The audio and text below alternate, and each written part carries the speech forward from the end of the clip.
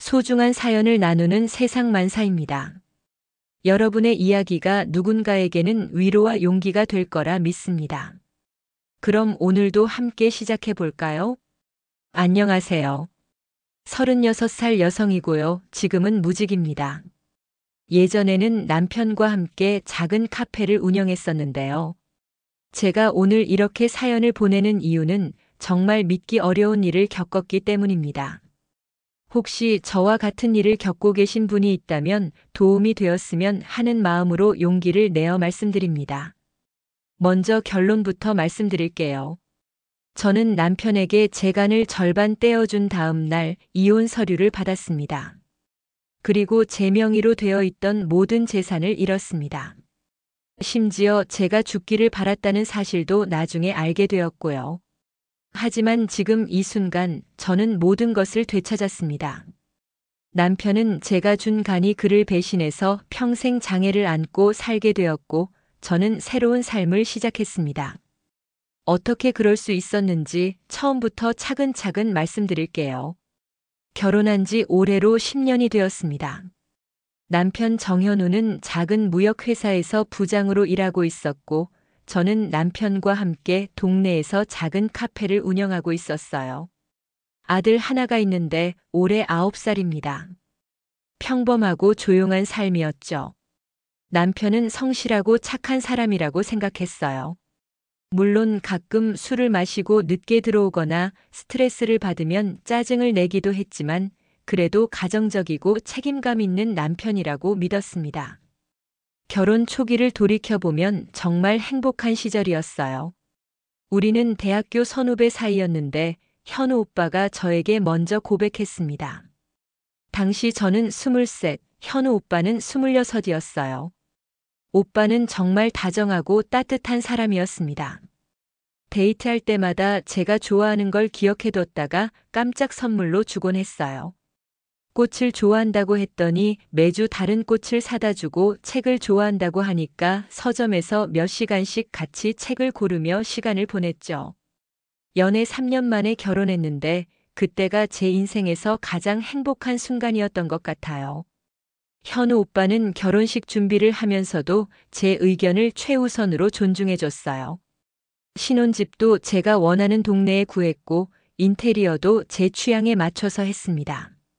신혼여행으로 유럽 여행을 갔는데 그때 찍은 사진들을 보면 지금도 가슴이 아파요.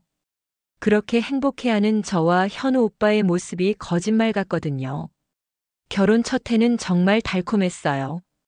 현우 오빠는 회사에서 돌아오면 항상 우리 여보 어떻게 지냈어? 하면서 저를 꼭 안아줬어요. 주말에는 함께 마트에 가서 장을 보고 같이 요리를 하면서 시간을 보냈습니다. 저는 그런 평범한 일상이 너무 좋았어요. 신혼집 거실에서 같이 영화를 보거나 발코니에서 차를 마시며 대화를 나누는 시간들이 정말 소중했습니다. 임신 소식을 들었을 때 현우 오빠가 얼마나 기뻐했는지 몰라요. 산부인과에서 아기 심장 소리를 처음 들었을 때 오빠가 눈물을 흘리면서 제 손을 꼭 잡았어요. 그리고 매일매일 제 배에 대고 아기에게 말을 걸었습니다. 아빠야, 빨리 나와서 우리랑 같이 놀자 하면서요. 임신 기간 동안 저를 정말 조심스럽게 돌봐줬어요. 무거운 건 절대 들지 못하게 하고 제가 입덧할 때는 새벽에도 일어나서 등을 쓸어줬습니다. 아들이 태어났을 때도 마찬가지였어요. 출산 과정에서 제가 많이 힘들어하는 걸 보고 현우 오빠도 같이 울었어요. 아기를 처음 안았을 때 고생했어. 정말 고생 많았어 하면서 제게 고마워했습니다. 산후조리원에서도 매일 와서 저와 아기를 돌봐줬고 집에 와서도 기저귀 갈기, 밤중 수유 도움 주기 등등 육아에 적극적으로 참여했어요. 아이가 조금 큰 후에는 제가 하고 싶어 했던 카페 사업을 지지해줬어요. 사실 처음에는 반대하셨던 시어머니도 현우 오빠가 설득해줘서 허락해주셨거든요. 혜진이가 하고 싶어 하는 일이니까 도와줍시다 하면서요. 카페를 열 때도 초기 자본금의 절반을 현우 오빠가 대줬어요. 물론 제 적금도 털었지만 부족한 부분은 오빠가 대출을 받아서라도 마련해줬습니다. 카페 인테리어 할 때도 주말마다 와서 도와줬어요. 페인트 칠도 같이 하고 가구 배치도 같이 고민하고요. 카페 이름도 저희가 함께 지었어요. 혜진이네 작은 쉼터라고요. 간판을 다는 날 현우 오빠가 우리 여보가 사장님이 됐네 하면서 정말 자랑스러워했어요. 카페를 열고 처음 몇 년은 정말 바빴지만 행복했어요. 현우 오빠는 회사 일이 끝나면 카페로 와서 저를 도와줬습니다. 설거지도 하고 손님이 많을 때는 주문받기도 도와주고요. 아들도 카페에서 숙제를 하면서 시간을 보냈는데 가족이 함께 있는 그 시간들이 너무 좋았어요. 그런데 언제부터였을까요? 아마 3년 전쯤부터였던 것 같아요. 현우 오빠의 모습이 조금씩 변하기 시작했어요. 처음에는 정말 미묘한 변화였어서 저도 눈치채지 못했습니다. 예를 들어 예전에는 카페에 와서 저와 함께 시간을 보내는 걸 좋아했는데 점점 피곤하다면서 집에서 혼자 있고 싶어 했어요. 여보, 오늘은 정말 피곤해서 집에서 좀 쉬고 있을게. 처음에는 당연하다고 생각했어요. 회사 일이 힘든 것 같았거든요. 현우 오빠가 다니는 무역회사가 그 해에 사업이 어려워져서 구조조정도 있었고 업무량도 많이 늘어났다고 했어요. 그래서 더 이해해 주려고 노력했습니다. 하지만 시간이 지날수록 변화는 더 뚜렷해졌어요. 집에 와서도 핸드폰만 보고 있거나 TV를 보면서 혼자 시간을 보내려고 했습니다. 예전에는 제가 하루 있었던 일들을 재미있게 얘기해주면 열심히 들어줬는데 점점 건성으로 대답하기 시작했어요. 오늘 카페에 단골 할머니가 오셔서 케이크 정말 맛있다고 하시더라고요. 아, 그래? 그것 참 잘 됐네. 이런 식으로 무성의한 대답만 했어요. 예전 같으면 우리 여보가 만든 케이크가 얼마나 맛있는데 당연하지 하면서 자랑스러워 했을 텐데요. 더 이상해진 건 핸드폰 때문이었어요. 예전에는 현우 오빠 핸드폰을 제가 자유롭게 썼었거든요. 제 핸드폰 배터리가 없을 때 오빠 핸드폰으로 전화하기도 하고 사진 찍을 때 빌려 쓰기도 하고요. 그런데 어느 순간부터 핸드폰을 제게 안 보여주려고 했어요. 처음에는 별로 신경 쓰지 않았어요. 회사 기밀 같은 게 있을 수도 있잖아요. 그런데 점점 더 심해졌어요. 핸드폰이 울리면 다른 방으로 가서 받거나 아예 밖으로 나가서 받기도 했습니다. 밤에 잘 때도 핸드폰을 뒤집어 놓고 자더라고요. 의심하고 싶지 않았어요. 정말로요. 현우 오빠를 사랑했고 믿고 싶었으니까요. 그래서 다른 이유를 찾으려고 노력했어요. 회사에서 스트레스를 많이 받아서 그런 거겠지, 중년의 위기 같은 게 있는 걸 거겠지 하면서요. 하지만 다른 변화들도 눈에 띄기 시작했어요. 예를 들어 옷차림에 신경을 쓰기 시작했어요. 예전에는 집에서 편한 옷만 입고 다녔는데 갑자기 외출할 때 옷을 여러 벌 갈아입어 보면서 고르더라고요. 헤어스타일도 바꿨어요. 오랫동안 똑같은 스타일로 했던 머리를 갑자기 파마를 하고 왔어요. 어머, 오빠 머리 언제 했어요? 왜 갑자기? 그냥 기분 전환 좀 하고 싶어서. 당시에는 그러려니 했지만 지금 생각해보면 그때부터 한서영과 만나기 시작했던 것 같아요. 가장 확실하게 이상함을 느꼈던 건 아들 때문이었어요. 예전에는 현우 오빠가 아들과 함께 시간 보내는 걸 정말 좋아했거든요. 주말이면 축구장에 데리고 가거나 영화를 보러 가거나 놀이공원에 가곤 했어요. 그런데 점점 아들과 함께 있는 시간을 피하기 시작했어요. 아빠, 오늘 약속했잖아요. 축구하러 가기로 했는데. 미안해, 민현아.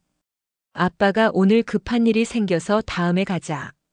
이런 식으로 아들과의 약속을 자주 미뤘어요. 아들이 실망하는 모습을 보는 제 마음도 아팠지만 현우 오빠는 별로 신경 쓰지 않는 것 같았어요. 그러던 중에 또 다른 변화가 생겼어요. 현우 오빠가 갑자기 재정 관리에 관심을 보이기 시작한 거예요. 예전에는 가계부 같은 거에 전혀 관심이 없었는데 갑자기 저희 집 재산이 얼마인지, 카페 매출이 어떤지, 적금은 얼마나 있는지 자세히 물어보기 시작했어요.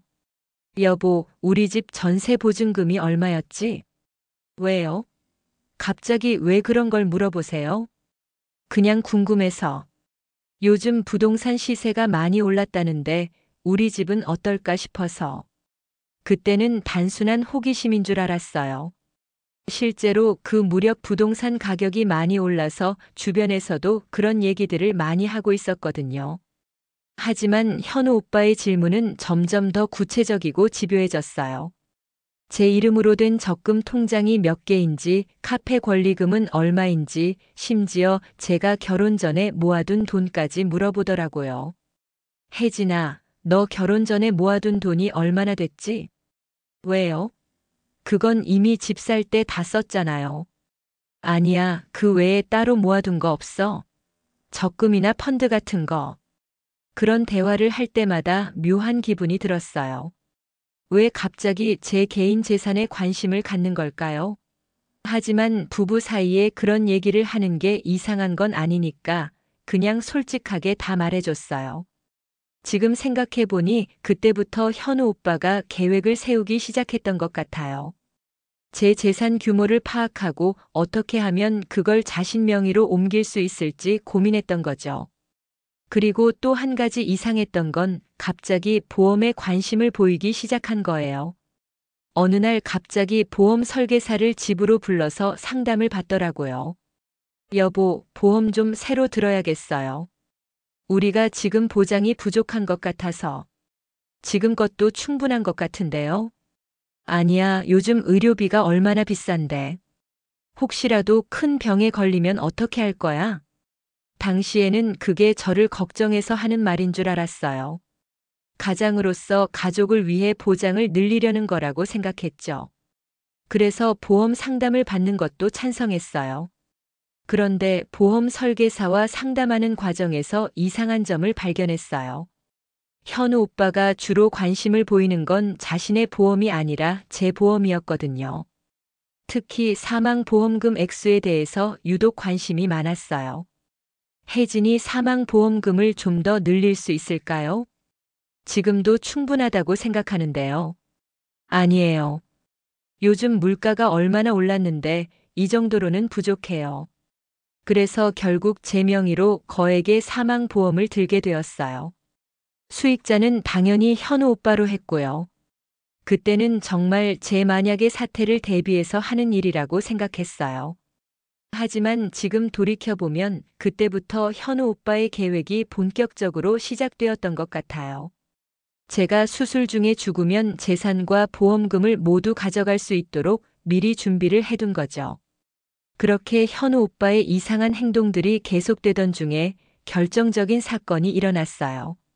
현우 오빠가 갑자기 쓰러진 거예요. 그날은 평범한 가을 아침이었어요. 현우 오빠가 평소보다 늦게 일어나더니 얼굴색이 이상했어요. 노란빛이 돌면서 전체적으로 핏기가 없었어요. 오빠 얼굴이 왜 이래요? 몸이 안 좋아요? 좀 피곤한 것 같아. 어제 회식에서 술을 좀 많이 마셨나 봐. 그때는 단순히 숙취라고 생각했어요. 실제로 전날 밤 늦게 들어왔거든요. 하지만 며칠이 지나도 얼굴색이 돌아오지 않았어요. 오히려 더 심해졌죠. 오빠 병원에 가보는 게 좋을 것 같아요. 얼굴이 너무 노래요. 괜찮아, 좀 쉬면 나을 거야. 현우 오빠는 계속 병원 가는 걸 미뤘어요. 저는 걱정이 되어서 시어머니께도 말씀드렸는데 시어머니도 걱정스러워 하시면서 병원에 가보라고 하셨어요. 그런데 현우 오빠는 끝까지 버텼어요. 아마 자신의 상태가 심각하다는 걸 인정하고 싶지 않았던 것 같아요. 아니면 병원에 가면 뭔가 큰 병이 발견될까봐 두려웠던 걸 수도 있고요. 하지만 상황은 계속 악화되었어요. 식욕이 없어졌고 자주 메스꺼워했어요. 밤에는 잠을 잘 못 자고 낮에는 계속 피곤해했죠. 회사에 가서도 제대로 일을 못한다고 했어요. 그러던 어느 날 아침 저는 평소처럼 일찍 일어나서 현우 오빠 아침을 준비하고 있었어요. 그런데 화장실에서 이상한 소리가 들렸어요. 으윽 하는 신음소리와 함께 뭔가 토하는 소리였어요. 급하게 화장실로 달려갔는데 현우 오빠가 화장실 바닥에 주저앉아서 피를 토하고 있었어요. 변기와 바닥이 온통 빨간 피로 물들어 있었어요. 오빠, 어떻게 된 거예요? 그 순간 정말 세상이 무너지는 것 같았어요. 현우 오빠는 얼굴이 새하얘져서 의식을 잃을 것 같았어요.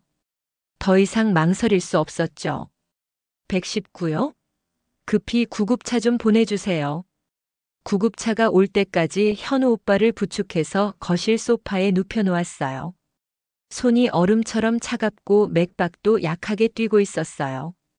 저는 그때 정말 현우 오빠가 죽을 수도 있다는 생각이 들었어요.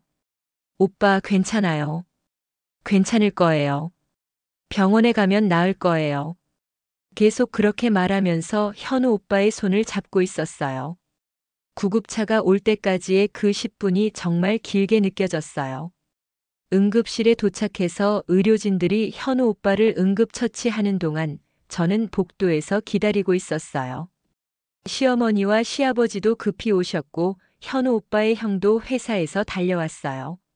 1시간 정도 지나서 의사 선생님이 나오셨어요. 표정이 심각했어요. 보호자분이세요? 네, 아내입니다. 일단 응급처치는 끝났는데요. 상태가 심각합니다. 정밀 검사를 해봐야겠어요. 그날 하루 종일 병원에서 각종 검사를 받았어요. 혈액 검사, CT, MRI, 초음파 등등 할 수 있는 검사는 다 했어요. 그리고 다음 날 오후에 결과가 나왔어요. 간경화 말기입니다. 의사 선생님이 차트를 보면서 말씀하시는데 저는 그 말이 무슨 뜻인지 제대로 이해할 수 없었어요. 간경화요?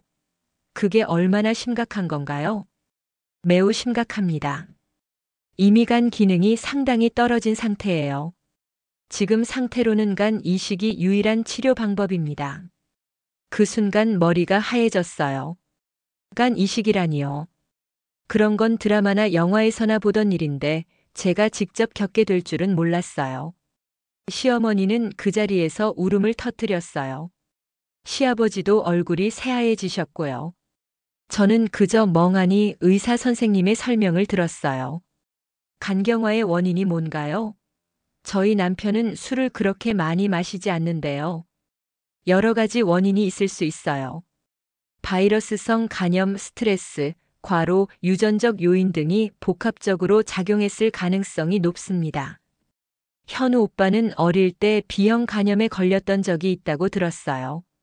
그때는 치료를 받아서 괜찮아졌다고 했는데 그게 간경화의 원인이 되었을 수도 있다는 거였어요. 간 이식은 어떻게 받을 수 있나요? 2가지 방법이 있어요. 뇌사자간 이식과 생체간 이식입니다. 뇌사자간 이식은 대기자 명단에 올라가서 기다려야 하는데 지금 상태로는 그렇게 오래 기다릴 수 없을 것 같아요. 그럼 생체간 이식을 받아야 하는 건가요? 네, 가족 중에서 기증할 수 있는 분이 있는지 확인해 봐야겠어요. 그날부터 정말 정신없는 나날이 시작되었어요. 일단 현우 오빠의 상태를 안정시키기 위한 치료가 우선이었고 동시에 간 이식 준비도 해야 했어요. 가족들이 모두 검사를 받았어요.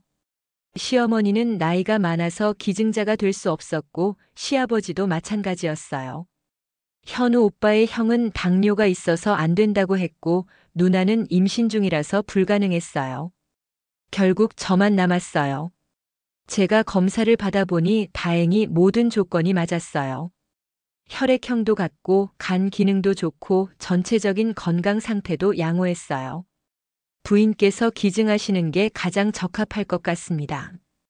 의사 선생님이 그렇게 말씀하셨을 때 저는 별로 망설이지 않았어요. 당연히 해야 할 일이라고 생각했어요. 현우 오빠가 죽을 수도 있는 상황에서 제가 도울 수 있다면 당연히 도와야 한다고 생각했거든요. 하지만 솔직히 말하면 무서웠어요. 수술이라는 것 자체가 무서웠고 제가 만약 수술 중에 무슨 일이 생기면 아들은 어떻게 될지 걱정도 되었어요. 그리고 카페는 누가 운영할지, 제가 회복하는 동안 집안일은 어떻게 할지 등등 걱정이 많았어요. 하지만 그런 걱정들보다는 현우 오빠를 살리고 싶다는 마음이 더 컸어요. 결혼할 때 건강할 때나 아플 때나 서로 도우며 살겠다고 약속했잖아요. 바로 그런 때가 온 거라고 생각했어요. 현우 오빠에게 제가 간 기증을 하겠다고 말했을 때 오빠가 정말 많이 울었어요. 제 손을 잡고 한참 동안 말을 못했어요.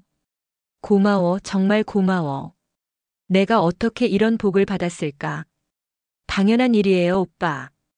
우리 부부잖아요. 평생 잊지 않을게. 정말로. 평생 당신만 사랑하고 당신만 위하며 살겠어. 현우 오빠는 그렇게 약속했어요. 그리고 새로운 간으로 새로운 인생을 시작하면 저와 아들에게 더 잘해주겠다고 그동안 소홀했던 것들을 다 보상해주겠다고 했어요. 시어머니도 저를 붙잡고 울면서 고마워하셨어요. 혜진아, 내가 우리 아들을 살려주는구나. 어떻게 고마워해야 할지 모르겠다. 어머니, 당연한 일이에요. 현우 오빠는 제 남편이고 민현이 아빠잖아요. 너는 정말 천사야. 며느리가 아니라 친딸 같아. 평생 잊지 않을게. 가족들 모두가 저에게 고마워했어요. 현우 오빠의 친구들도 소식을 듣고 병원에 와서 저에게 인사했어요. 모두들 저를 대단한 사람이라고 진정한 사랑을 보여주는 거라고 말했어요. 그때는 정말 뿌듯했어요. 가족을 위해 이런 일을 할 수 있다는 게 자랑스럽기까지 했어요. 많은 사람들이 저를 칭찬해주고 고마워하니까 제가 정말 좋은 일을 하고 있다는 생각이 들었어요. 하지만 수술 준비 과정은 생각보다 복잡했어요. 수술 전에 해야 할 검사도 많았고 서류 작업도 많았어요. 그리고 현우 오빠가 이상한 제안을 하기 시작했어요. 여보, 혹시 수술이 잘못될 경우를 대비해서 재산 정리를 좀 해둘까? 재산 정리요? 무슨 말이에요? 만약에 당신한테 무슨 일이 생기면 내가 혼자서 아이를 키워야 하잖아. 그런데 재산이 다 당신 명의로 되어 있으면 절차가 복잡해질 수도 있어. 그때는 현우 오빠의 말이 일리가 있다고 생각했어요. 실제로 생체간 이식은 기증자에게도 위험한 수술이니까 만약의 경우를 대비하는 게 당연하다고 생각했어요. 그럼 어떻게 해야 하죠? 간단해. 카페하고 적금, 전세 보증금을 내 명의로 옮겨 놓으면 돼. 그럼 만약에 당신한테 무슨 일이 생겨도 아이가 경제적으로 어려움을 겪지 않을 거야. 현우 오빠는 이미 서류를 준비해 놨어요. 재산 이전 관련 서류들이었는데 법무사까지 동반해서 왔어요.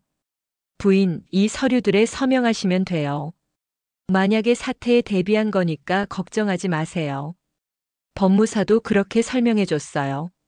저는 내용을 자세히 읽어보지도 않고 서명했어요. 현우 오빠를 믿었으니까요. 그리고 정말로 만약의 경우를 대비한 거라고 생각했어요. 카페 권리금, 제명의 적금 통장들, 전세 보증금까지 모든 걸 현우 오빠 명의로 옮겼어요. 서류상으로는 현우 오빠가 저에게서 이런 것들을 매입한 걸로 되어 있었는데 실제로는 돈이 오간 건 아니었어요. 이것도 서명해줘. 투자 관련 서류야. 투자요? 응, 재산을 그냥 놔두면 세금도 많이 나오고 그러니까 투자 회사에 맡겨서 운용하는 거야. 나중에 수익도 날 수 있고. 그래서 또 다른 서류에도 서명했어요. 한서영이라는 사람이 대표로 있는 투자 회사에 재산을 맡긴다는 내용이었어요. 물론 그때는 한서영이 누군지 전혀 몰랐죠. 모든 서류 작업이 끝나고 나서 현우 오빠가 제게 말했어요. 이제 마음 놓고 수술 받을 수 있겠네. 만약에 무슨 일이 생겨도 아이는 걱정 없어. 그때는 정말 안심이 되었어요. 현우 오빠가 이렇게까지 꼼꼼하게 준비해 주니까 저도 마음 편히 수술을 받을 수 있을 것 같았어요. 드디어 수술 날이 정해졌어요. 수술 전날 저는 아들과 함께 시간을 보냈어요. 혹시라도 수술이 잘못될 수도 있으니까 아들에게 해주고 싶은 말들을 다 해줬어요. 민현아, 엄마가 내일 수술 받는 거 알지? 네, 아빠간 갈아주는 거죠? 맞아. 그런데 수술이 좀 위험할 수도 있어. 만약에 엄마한테 무슨 일이 생기면 엄마 그런 말 하지 마세요. 엄마는 괜찮을 거예요. 아들이 제 말을 끊으면서 안 들으려고 했어요. 아직 9살이라서 그런 얘기를 이해하기 어려웠을 거예요. 엄마는 민현이를 정말 사랑해. 그거 알지? 네, 저도 엄마 사랑해요. 엄마가 없어도 아빠가 잘 돌봐주실 거야. 아빠 말씀 잘 듣고 할머니, 할아버지께도 효도해야 해. 그날 밤 아들과 함께 자면서 아들의 잠든 얼굴을 한참 바라봤어요. 혹시 이게 마지막이 될 수도 있다는 생각이 들어서 눈물이 났어요. 현우 오빠는 수술 전날 밤 제 손을 잡고 말했어요. 정말 고마워, 혜진아. 어떻게 이런 여자를 아내로 만났을까? 고맙긴요. 당연한 일이에요. 새로운 간으로 새로운 인생을 살게 되면 정말 다시 태어난 마음으로 당신만 바라보고 살겠어. 지금까지 부족했던 부분들도 다 보상해 줄게. 오빠가 건강하기만 하면 돼요. 다른 건 바라지 않아요. 당신이 회복하면 가족여행도 가고 당신이 하고 싶어 했던 베이킹 클래스도 등록해 줄게. 그리고 카페도 더 크게 확장해 보자. 현우 오빠는 그런 약속들을 했어요. 저는 그런 약속을 들으면서 정말 행복했어요. 수술 후에 우리 가족이 더 행복해질 거라는 희망이 생겼어요. 수술 당일 아침 일찍 병원에 도착했어요. 시어머니, 시아버지, 시누이, 현우 오빠의 형, 그리고 현우 오빠의 친구들까지 많은 사람들이 와 있었어요. 모두들 저를 격려해주고 응원해줬어요. 혜진아, 정말 고마워. 너 때문에 우리 현우가 살게 됐어. 누나, 정말 대단해요. 이런 일을 할 수 있는 사람이 몇이나 될까요? 혜진 씨, 정말 존경스러워요. 현우가 복이 많은 것 같아요. 그런 말들을 들으면서 저는 정말 뿌듯했어요. 제가 이렇게 많은 사람들에게 인정받고 있다는 게 자랑스러웠어요. 수술실에 들어가기 전에 현우 오빠와 마지막 인사를 나눴어요. 현우 오빠는 또 눈물을 흘리면서 저에게 고마워했어요. 사랑해, 혜진아. 평생 지켜줄게. 저도 사랑해요, 오빠. 수술 잘 받고 건강하게 나와요. 그리고 마취가 시작되었어요. 의식을 잃기 전 마지막으로 생각한 건 현우 오빠가 건강해지는 모습이었어요. 수술은 8시간 넘게 걸렸다고 들었어요.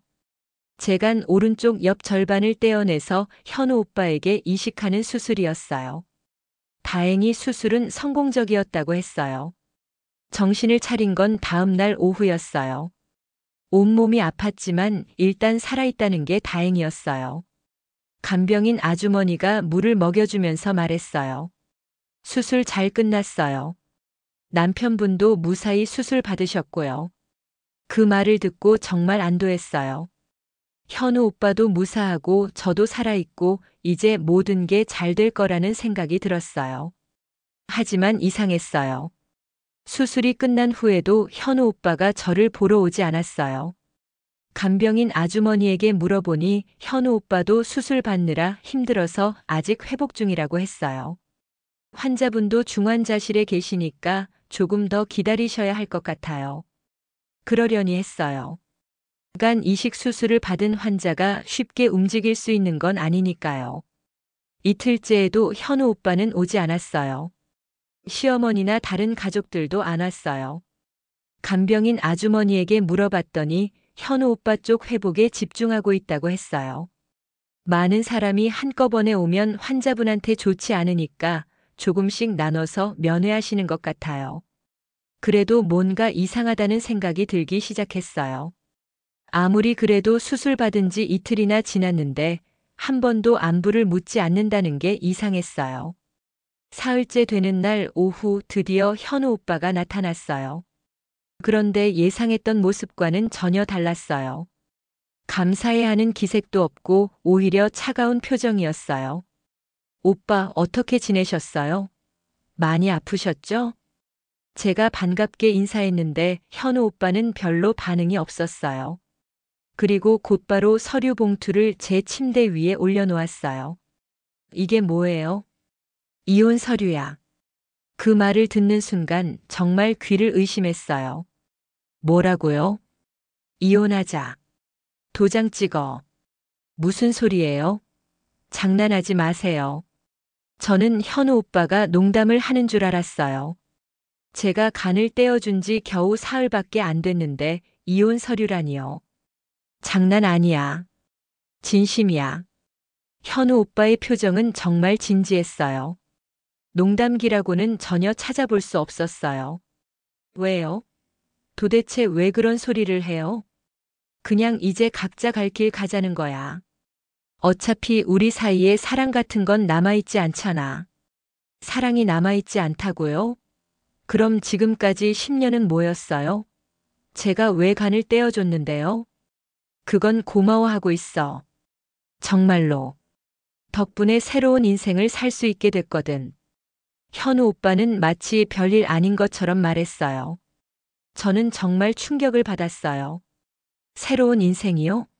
무슨 말이에요? 말 그대로야. 이제 새로운 사람과 새로운 삶을 시작할 거야. 새로운 사람이요? 다른 여자가 있다는 말이에요? 현우 오빠는 잠깐 주저하더니 고개를 끄덕였어요. 그래, 있어. 한서영이라는 여자야. 너보다 훨씬 나은 여자지. 그 순간 정말 머리가 하얘졌어요. 현우 오빠에게 다른 여자가 있었다는 사실도 충격이었지만 제가 간을 떼어준 직후에 이런 말을 한다는 게 믿어지지 않았어요. 언제부터요? 언제부터 그 여자와 만났어요? 2년 정도 됐나? 중요한 건 그게 아니야. 중요한 건 이제 우리가 끝이라는 거지. 2년이라니요. 그럼 제가 현우 오빠의 이상한 행동들을 느끼기 시작했던 그 시기부터 바람을 피우고 있었다는 말이었어요. 그럼 지금까지 저한테 한 말들은 뭐였어요? 평생 사랑하겠다고 새로운 간으로 새 삶을 시작하겠다고 했잖아요. 그때는 그랬지. 근데 생각해보니 굳이 과거에 얽매일 필요가 없더라고. 현우 오빠는 정말 냉정했어요. 마치 처음 보는 사람한테 말하는 것처럼요. 재산은 어떻게 할 거예요? 아, 그거? 이미 다 정리했어. 당신이 수술 전에 서명한 서류들 있잖아. 그걸로 모든 재산이 내 명의로 넘어왔어. 그제야 제가 속았다는 걸 깨달았어요. 수술 전에 서명했던 서류들이 단순한 재산 정리가 아니었다는 걸요. 속였다는 거예요? 저를 완전히 속인 거예요? 속였다기보다는 계획이 있었다고 해야겠네. 계획이요? 응. 간도 얻고 재산도 정리하고 새로운 여자와 새 출발하는 거. 일석삼조지. 현우 오빠는 자신의 계획을 자랑스럽게 말했어요. 마치 아주 영리한 일을 해낸 것처럼요. 아이는 어떻게 할 거예요? 아이는 내가 키울 거야. 당신은 양육비도 낼 필요 없고 대신 만나는 것도 포기해. 그럴 수는 없어요. 민현이는 제 아들이에요. 법정에서 이기고 싶으면 해봐. 지금 당신 상황으로는 아이 양육 능력이 있다고 인정받기 어려울걸? 현우 오빠 말이 맞았어요. 재산도 없고 직업도 없고 건강도 좋지 않은 상태에서 양육권을 주장하기는 어려웠어요. 당신과는 잘 쓸게. 고마워. 그리고 이제 각자 갈 길 가자. 그 말을 마지막으로 현우 오빠는 나가버렸어요. 저는 그 자리에서 울음이 터져 나왔어요. 믿을 수 없었어요. 이런 일이 실제로 일어날 수 있다는 게요. 혼자 병실에서 울고 있는데 간병인 아주머니가 들어와서 저를 달래주려고 했어요. 부인, 무슨 일이세요? 왜 이렇게 우세요? 하지만 뭐라고 설명해야 할지 모르겠었어요. 남편이 제 간을 받고 나서 바로 이혼하자고 했다고. 다른 여자가 있다고. 너무 어이없는 일이라서 말로 설명하기도 어려웠어요. 그날 밤부터 며칠 동안 정말 지옥 같은 시간을 보냈어요. 몸은 수술 때문에 아프고 마음은 배신감 때문에 더 아팠어요. 왜 이런 일이 저에게 일어나야 하는지, 도대체 뭘 잘못했는지 모르겠었어요. 퇴원하는 날이 되었는데 갈 곳이 없었어요. 집은 이미 현우 오빠 명의가 되었고 카페도 마찬가지였어요. 친정은 시골에 있는데 부모님께 이런 상황을 설명드리기도 어려웠어요. 결국 대학 동창인 지은이에게 연락했어요. 사정을 간단히 설명하니까 지은이가 당장 병원으로 달려왔어요. 혜진아, 이게 무슨 일이야? 간 떼어준 다음에 이혼 서류를 줬다고. 지은이는 정말 분노했어요. 이런 인간이 어디 있냐면서 꼭 혼내줘야 한다고 했어요. 일단 우리 집으로 와. 그리고 천천히 대책을 생각해보자. 지은이 집에서 며칠 동안 폐인처럼 지냈어요. 먹지도 못하고 잠도 못 자고 하루 종일 울기만 했어요. 이런 배신이 있을 수 있는지 정말 현실인지 믿어지지 않았어요. 지은이는 저를 위해서 변호사를 알아보기 시작했어요. 이런 일을 당하고 가만히 있을 수는 없다면서요. 혜진아, 법적으로 대응해야 해. 이건 명백한 사기야. 하지만 찾아간 변호사들마다 비슷한 얘기였어요. 부인께서 자발적으로 서명하신 서류들이니까 강요받았다는 증거가 없으면 어렵습니다. 사기라고 하기에는 근거가 부족해요. 남편분이 다른 여자와 만났다는 것만으로는 이혼 자체를 막을 수는 없어요. 남편이 이혼을 원하는 상황에서는 어느 변호사를 만나도 희망적인 답변은 들을 수 없었어요. 법적으로는 제가 불리한 상황이었어요. 며칠 동안 절망적인 마음으로 지내고 있는데 지은이가 마지막 카드라면서 한 변호사를 소개해줬어요. 최강민 변호사라고 하는데 돈 안 되는 약자 소송만 전문적으로 맡는다고 해. 한번 만나보자. 반신반의하면서 최강민 변호사를 만나러 갔어요. 사무실은 크지 않았지만 변호사님은 정말 진지하게 제 얘기를 들어주셨어요. 제 상황을 다 설명하고 나니까 최 변호사님이 정말 화를 내셨어요. 이런 파렴치한 일이 어디 있습니까? 부인의 희생을 이용해서 이런 짓을 하다니. 그런데 법적으로는 어려울 것 같은데요. 포기하지 마세요. 반드시 방법이 있을 겁니다. 일단 상대방을 제대로 파악해 봅시다. 최 변호사님은 사립탐정과 함께 현우의 행적을 조사하기 시작했어요. 그리고 며칠 후 놀라운 사실들을 알게 되었어요. 현우에게 정말로 다른 여자가 있었어요. 한서영이라는 여자였는데 현우보다 5살 어리고 부동산 컨설턴트로 일하고 있었어요. 알고 보니 현우가 이 여자와 사귄 지 이미 2년 반이 넘었더라고요. 더 충격적인 건 제 재산을 정리할 때 현우가 말했던 투자회사가 바로 한서영이 대표로 있는 페이퍼 컴퍼니였다는 거였어요. 실제로는 투자 같은 건 전혀 하지 않는 그냥 재산을 숨기기 위한 가짜 회사였어요. 이것만으로도 사기 혐의를 적용할 수 있습니다. 허위 회사를 이용해서 재산을 편취한 거니까요. 하지만 더 끔찍한 사실이 밝혀졌어요. 현우가 제 명의로 거액의 사망보험을 들어놨다는 거였어요. 수술을 받기 직전에 가입했는데 수익자는 당연히 현우로 되어 있었어요. 이건 정말 심각합니다. 만약 부인께서 수술 중에 사망하셨다면 현우 씨는 재산과 보험금을 모두 받을 수 있었던 거예요. 그 순간 온몸에 소름이 돋았어요. 현우가 정말로 제가 죽기를 바랐다는 걸 깨달았거든요. 혹시 현우 씨가 수술 성공을 바라지 않았던 걸까요? 그럴 가능성이 높습니다. 부인이 사망하면 모든 걸 가져갈 수 있었으니까요. 제가 살아서 깨어난 게 오히려 현우에게는 예상 밖이었던 거예요. 그래서 그렇게 차가운 태도로 이혼 서류를 가져온 거였어요.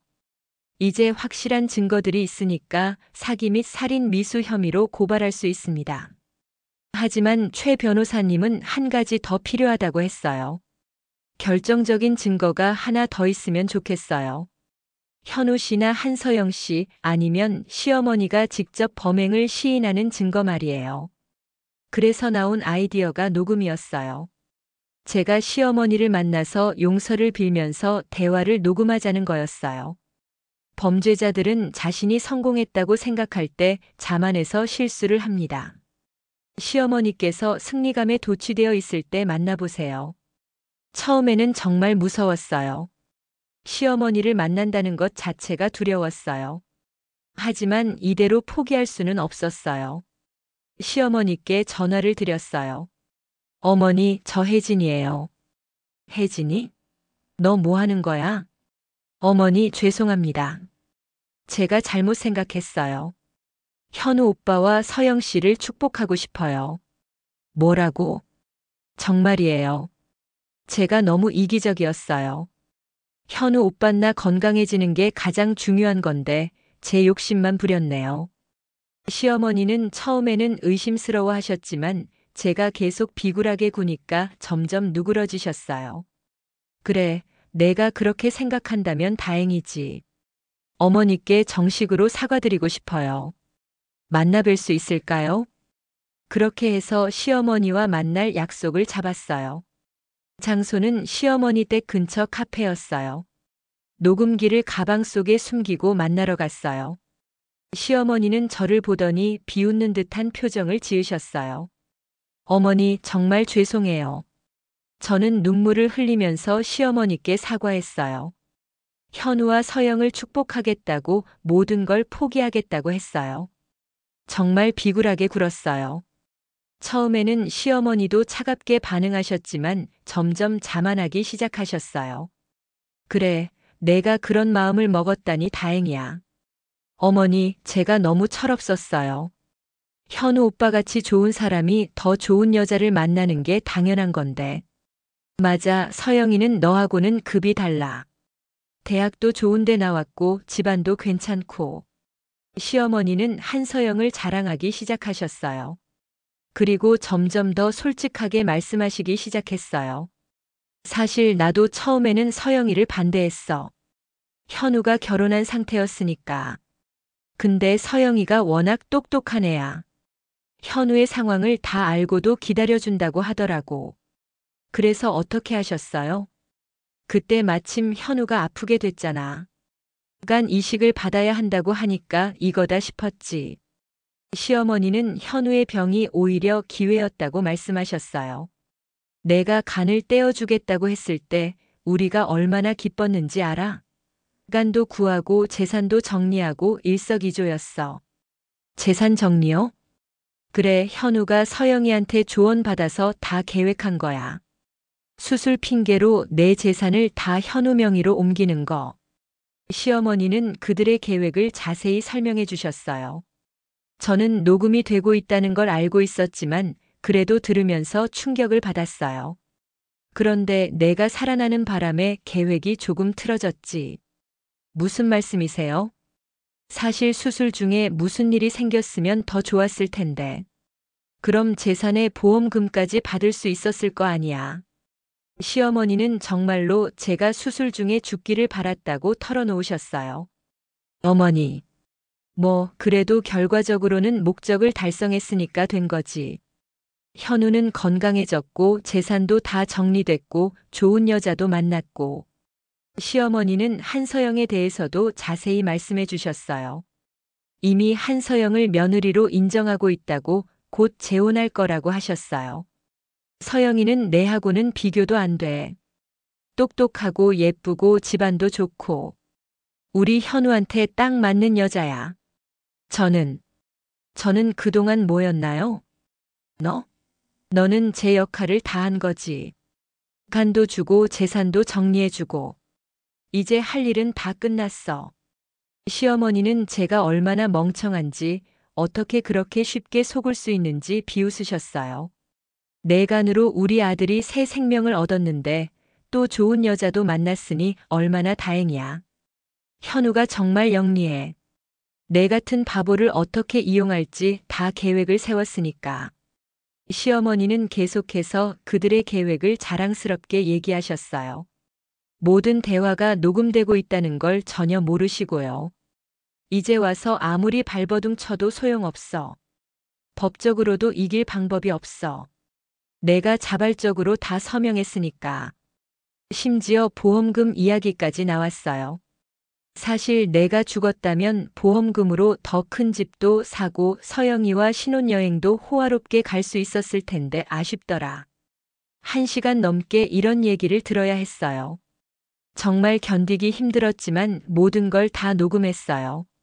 시어머니가 화장실에 간 사이에 저는 재빨리 그 자리를 떠났어요. 더 이상 듣고 있을 수 없었거든요. 최 변호사님께 녹음 파일을 전달했더니 이제 확실한 증거가 생겼다고 기뻐하셨어요. 이제 승산이 있습니다. 시어머니가 직접 모든 범행을 자백했으니까요. 며칠 후 최 변호사님이 더 놀라운 증거를 찾았다고 연락이 왔어요. 현우와 한서영이 주고받은 메시지를 확보했다는 거였어요. 수술 후 혜진 씨를 어떻게 처리할 것인지에 대한 대화들이 있어요. 정말 소름 끼치는 내용들입니다. 메시지 내용을 보고 정말 충격을 받았어요. 수술 잘 될까? 잘 되든 안 되든 상관없어. 어차피 우리 계획대로 진행하면 돼. 혜진이가 의심하면 어떻게 해? 의심해봤자 소용없어. 이미 모든 준비는 끝났어. 빨리 정리하고 새로 시작하자. 응, 곧 자유의 몸이 될 거야. 이런 메시지들이 수술 전후로 계속 오갔더라고요. 현우가 얼마나 치밀하게 저를 속였는지 확실하게 드러나는 증거들이었어요. 이제 충분한 증거가 모였습니다. 사기, 재산 편취, 살인 미수 혐의로 고발하겠습니다. 드디어 재판이 시작되었어요. 현우와 시어머니 그리고 한서영 모두 법정에 서게 되었어요. 처음에는 모두 혐의를 부인했어요. 특히 현우는 자신은 아무것도 모르고 모든 게 한서영의 꾀임에 넘어간 거라고 주장했어요.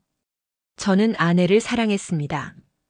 다만 한서영 씨가 저에게 접근해서 유혹했고 제가 일시적으로 판단력을 잃었을 뿐입니다. 한서영도 자신은 피해자라고 주장했어요. 저는 현우 씨가 독신이라고 알고 있었어요.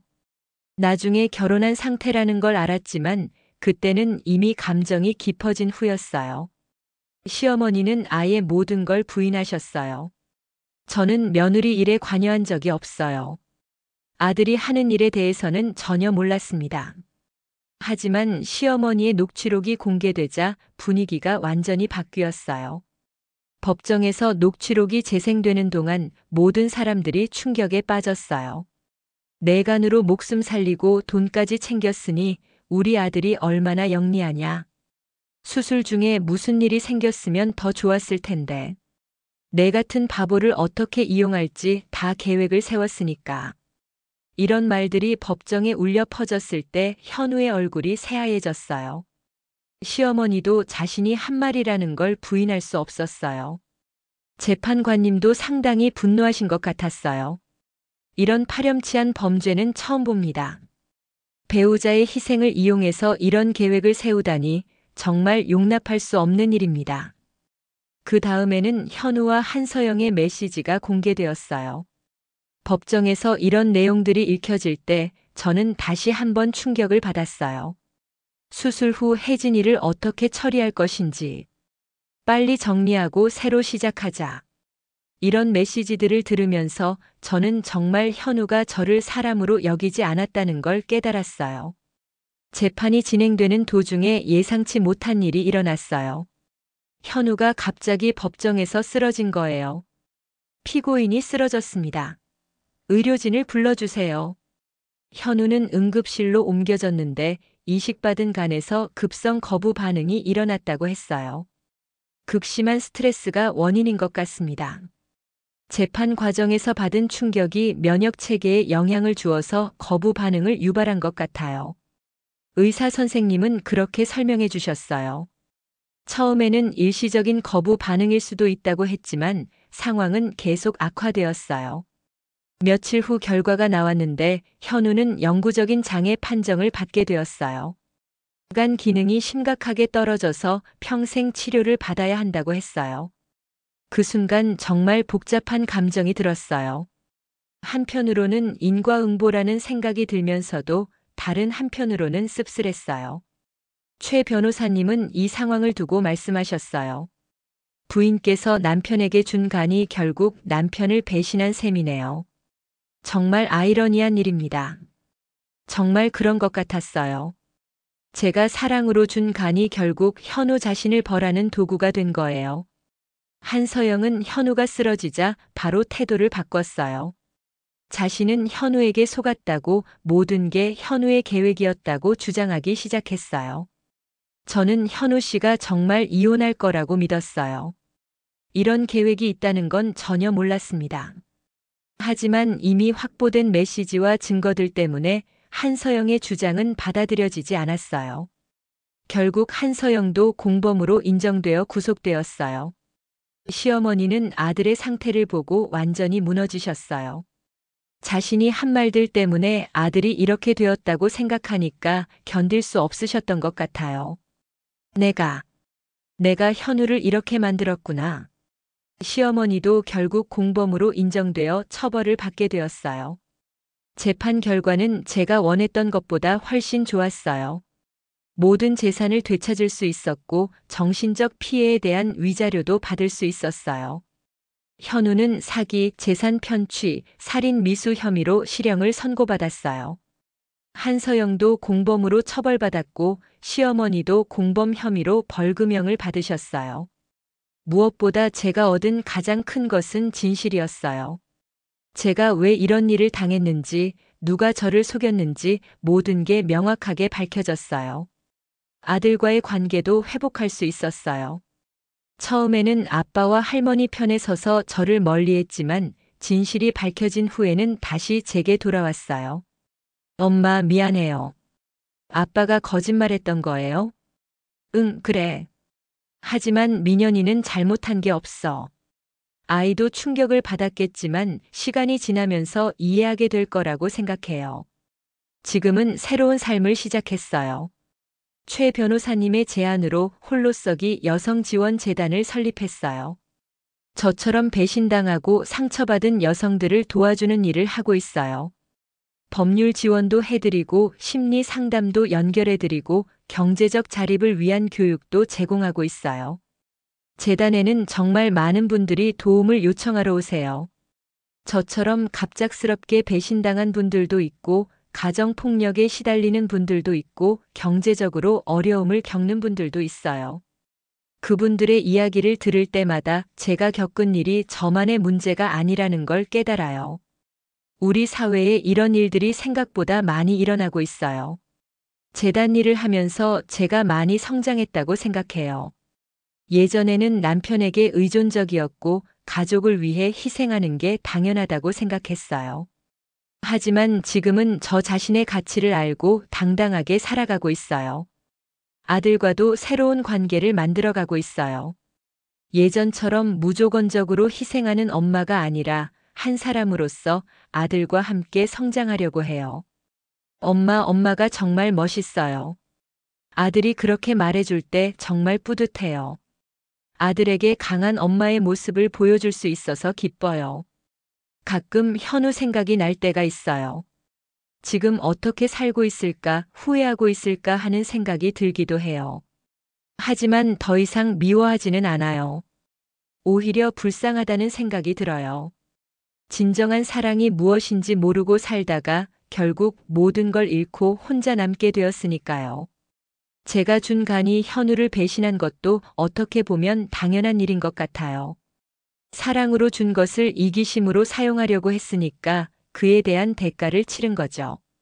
저를 배신한 사람들은 모두 벌을 받았어요.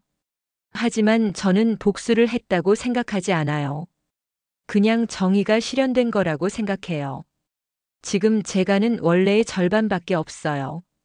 하지만 이 절반의 간으로도 누구보다 당당하고 행복하게 살 수 있다는 걸 깨달았어요. 오히려 더 강해진 것 같아요. 남편에게 속아서 모든 걸 잃었을 때보다 지금이 훨씬 만족스럽고 의미 있는 삶을 살고 있어요. 이제는 과거보다는 미래를 생각하려고 해요. 아들과 함께 행복한 추억을 많이 만들고 재단을 통해서 더 많은 분들을 도와드리고 싶어요.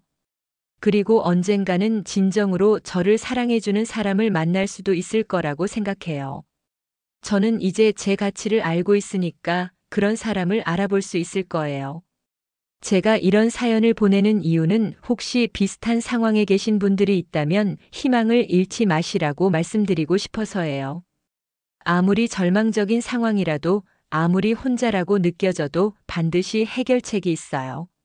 저도 처음에는 정말 절망적이었지만 포기하지 않았기 때문에 지금의 삶을 찾을 수 있었어요. 특히 법적인 문제가 있을 때는 포기하지 마시고 끝까지 싸우시기 바라요.